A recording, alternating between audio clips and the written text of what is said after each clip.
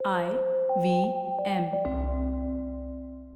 आज हम लोग बात कर रहे थे उनके एक और सॉल्यूशन के बारे में, जिसमें वो एकाधिकार या मोनोपोली की बात कर रहे हैं और कह रहे हैं कि किस तरीके से मोनोपोली एक बहुत बड़ा प्रॉब्लम है और उसे सॉल्व करने के लिए मार्केट्स को एक अलग नज़रिए से देखा जाना चाहिए। तो उसके बारे में बताइए ख्याति, क्या एग्ज़ैक्ट प्रॉब्लम है और क्या सॉल्यूशन है? हाँ, तो उनका प्रॉब्लम है उन्होंने प्रॉब्लम को इस तरह से फ्रेज़ किया है कि प्राइवेट प्रॉपर्टी ये एक प्रकार की मोनोपोली है, ठीक है?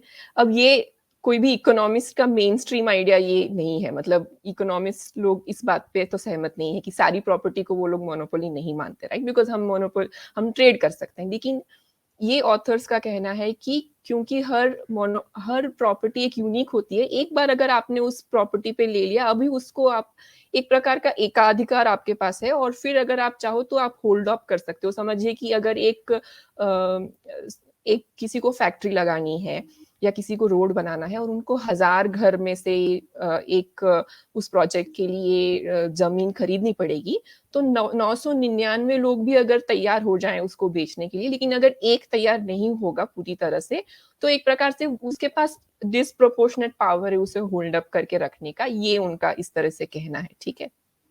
तो दूसरा एक तरीके से उनका और एक भी ये कहना है कि अभी क्या हो गया है कि अ, उम, आपका इंसेंटिव ऐसा बढ़ गया है कि आप आप कुछ नहीं भी करोगे, आप उस ज़मीन को बिल्कुल इस्तेमाल नहीं भी करोगे, तो भी आपकी प्रॉपर्टी का भाव अगर बढ़ना है, तो वो बढ़ता रहेगा और उसका एक्चुअल यूज़ हो रहा है कि नहीं, इकोनॉमिक यूज़ हो रहा है कि नहीं, उसके अभी उस पे बिल्कुल एफिशिएंसी नहीं रही है, ऐसा उनका मानना है कि अभी वो एलोकेशन एक बार हो गया, उसके बाद वो यूज़ करे या ना करे उसकी मर्ज़ी से वो या तो वो लेज़ी ही रहे और उसको कुछ नहीं करना है या तो सेंटिमेंटल की वैल्यू वजह से भी रखा रहे अपना ज़मीन कुछ किए बिना, तो भी एक प्रकार से वो इकोनॉमिक रिसोर्सेज़ का वेस्टेज कर रहा है, ऐसा उनका मानना है, ठीक है?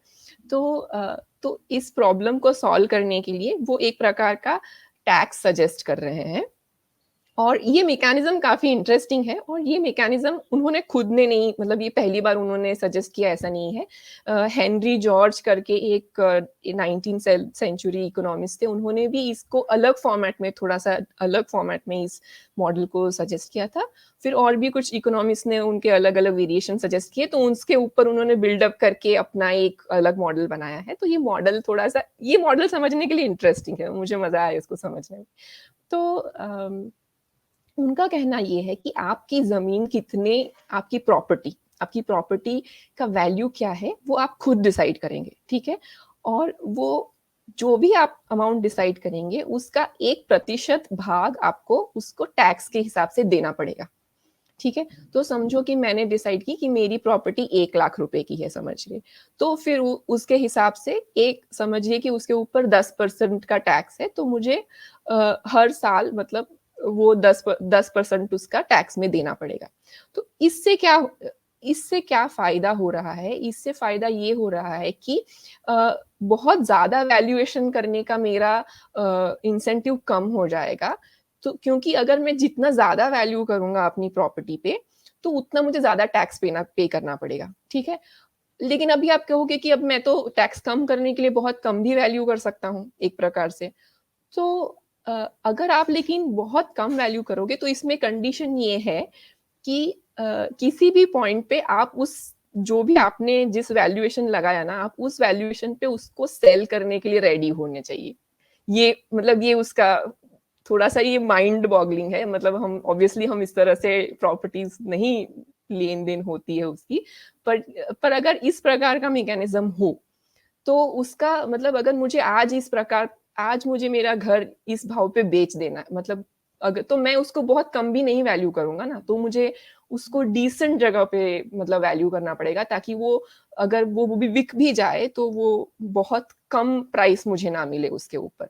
तो ये एक अ, तो ये एक टैक्स और इसके बीच का एक ये अलग एक कुछ मैकेनिज़्म है, आपको उसको सुनने से कैसा लगता है मतलब पहले तो? हाँ, नहीं तो एक तो मतलब विचार के तौर पे तो बहुत ही दिलचस्प बात है।